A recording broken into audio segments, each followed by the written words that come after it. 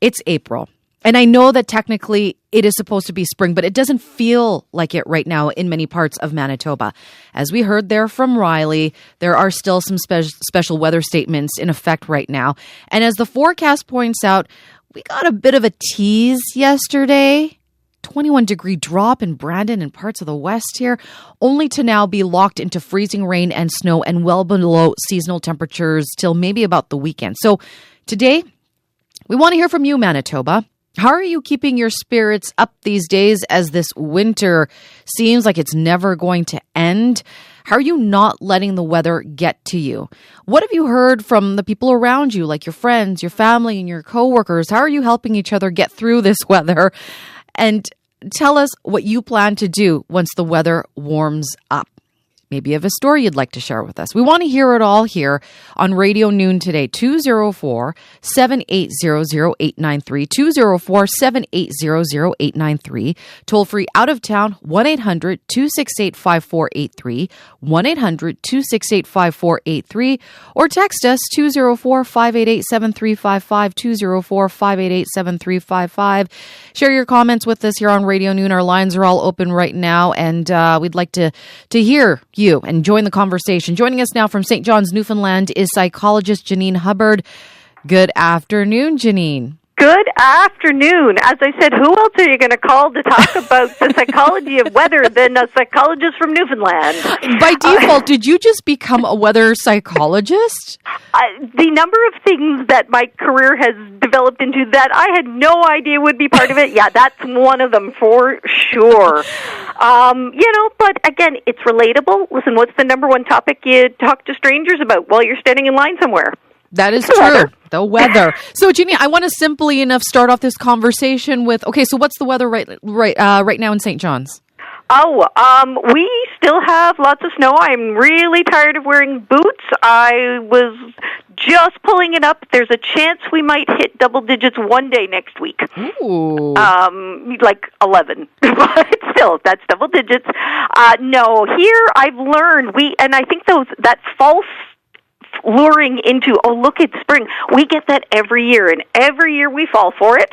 And we think, oh, yay, the bad weather's done, and then it's like, no. But it lulls us. So, yeah, I mean, and, just reflecting, I think for a lot of the country, it's been a very prolonged spring.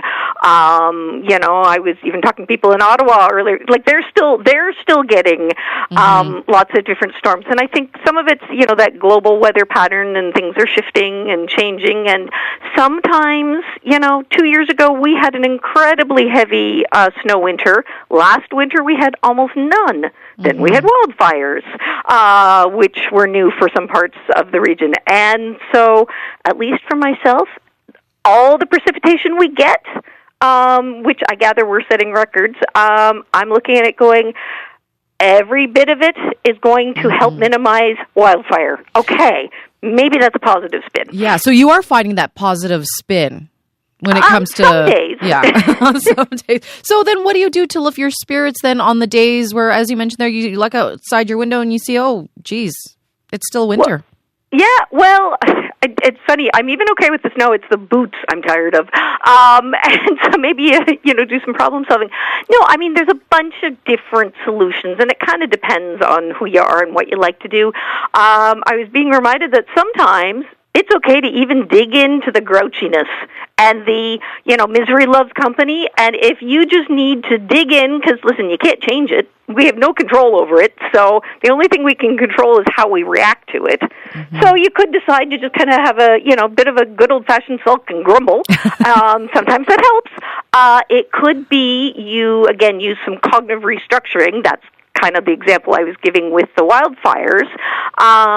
You kind of look at ways that it might be perceived positively, and some of it is activity and action. So Give yourself a bundle up day, even though it shouldn't be happening this time of year. Or find yourself an activity. What are the things that you actually like to do back at the beginning of winter when you're cooped up for, the first bad weather day? Do you make soup? Do you do a puzzle? Like, do you do some games with the kids? What are some of the things that at the beginning of winter you're really embracing and right now you kind of have put out of mind?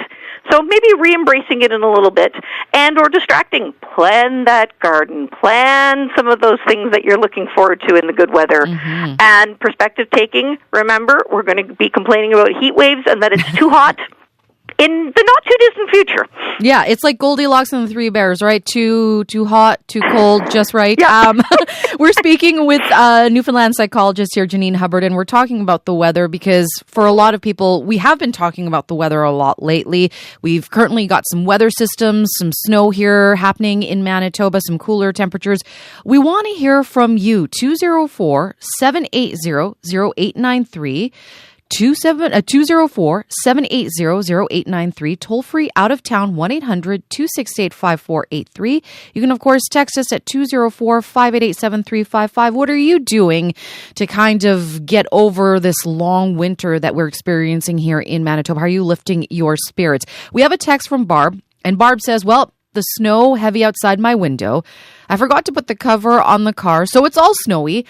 I will comfort myself with documentaries on severe summer weather after work. I find them oddly soothing. Plus, summer. Thank you so much for that text, Barb. That's actually kind of interesting that Barb will watch documentaries on severe weather when we are going through weather. Well, that's actually not an uncommon coping technique. We find it, at least out here, around hurricanes, in particular for kids, but anybody who's really anxious, one of the ways you can feel less anxious is to feel knowledgeable, to understand things. So, there are some people who will find out everything they can about wild weather. Which direction does the wildfire blow, and does it go faster going uphill or downhill, or, any of these kind of situations, and that knowledge and that understanding provides comfort for some people. I want to ask you too, Janine, when I get up in the morning and the first thing I do is I look out the window and I'm either like, oh, this is fantastic, or oh my goodness, it's cold and it's snowy or it's raining or whatever. Again, why is it that we get so emotional when it comes to the weather?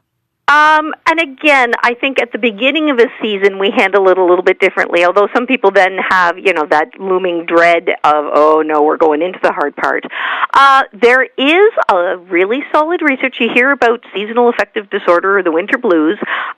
We do know that exposure to sunlight, vitamin D, think about, even if it's just anecdotally, and no, it's not going to boost your vitamin D level significantly for one nice day in the sun, even if it's cold, but think about what happens to your mood.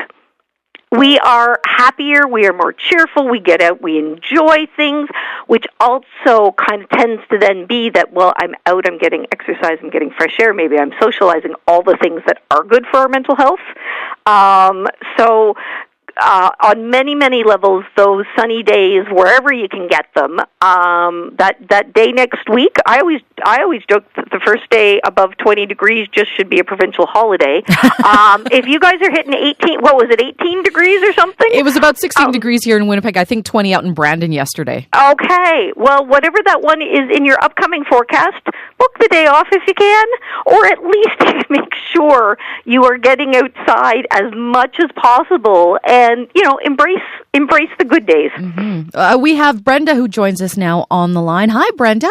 Hi, how are you today? I'm good. You're calling from Winnipeg. Tell us about how you feel about the weather.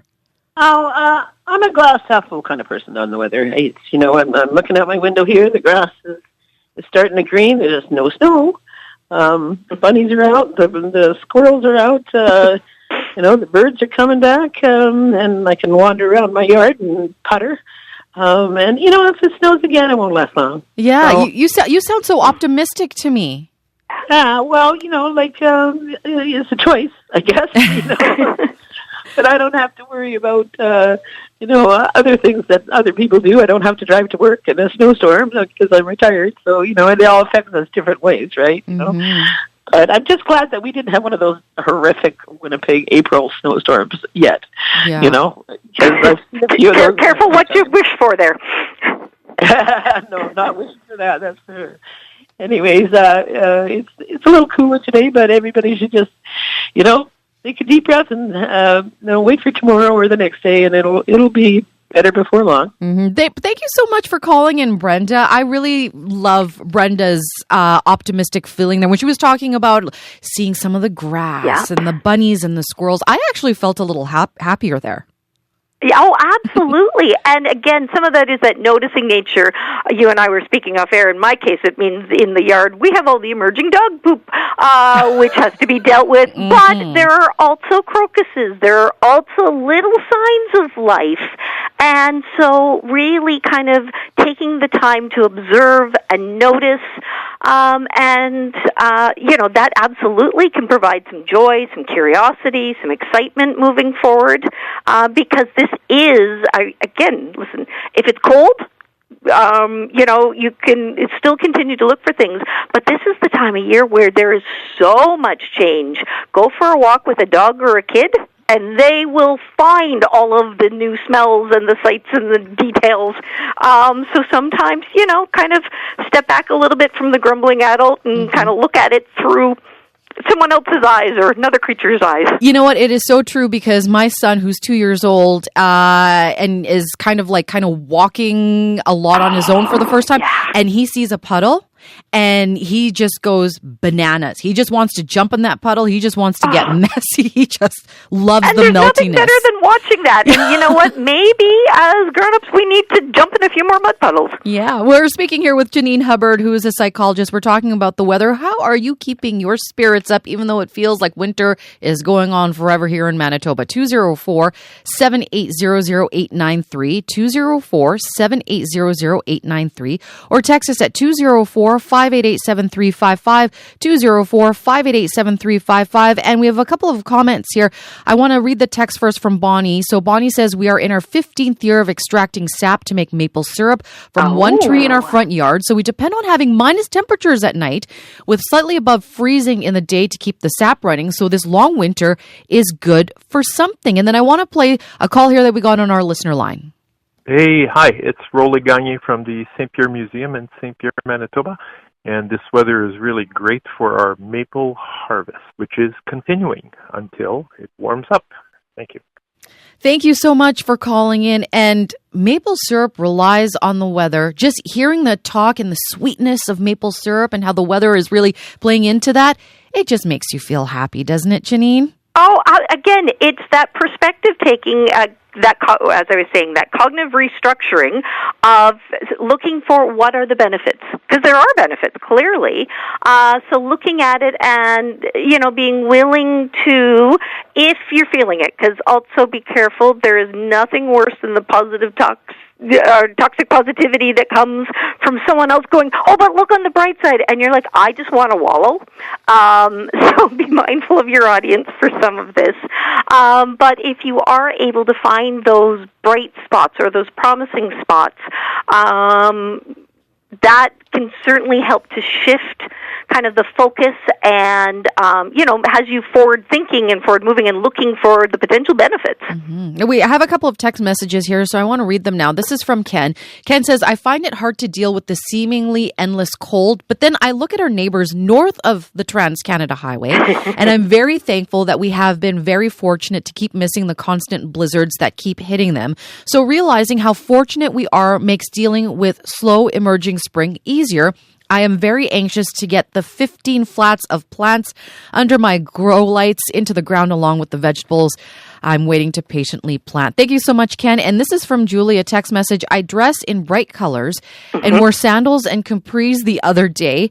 Dress for the weather you want, not the weather you have. And actually, Julie, that's a very good point. So I will try and actually wear some brighter colors as well during the winter to make myself feel a little bit better. So that's psychology. I did exactly that last week and got compliments. I was kind of head to toe in, Barbie pink, and varying, dress, and I had colorful tights on, and that was my act of rebellion.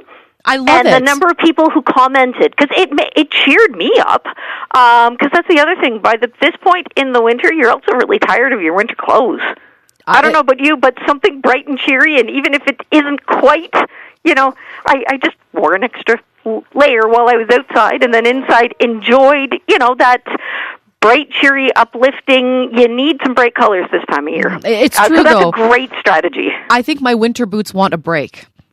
Yeah. I think they want to go away in the closet for the season. We're talking with Janine Hubbard, a psychologist from St. John's, Newfoundland. We're talking about the weather. How are you staying optimistic as winter continues its grip here on Manitoba?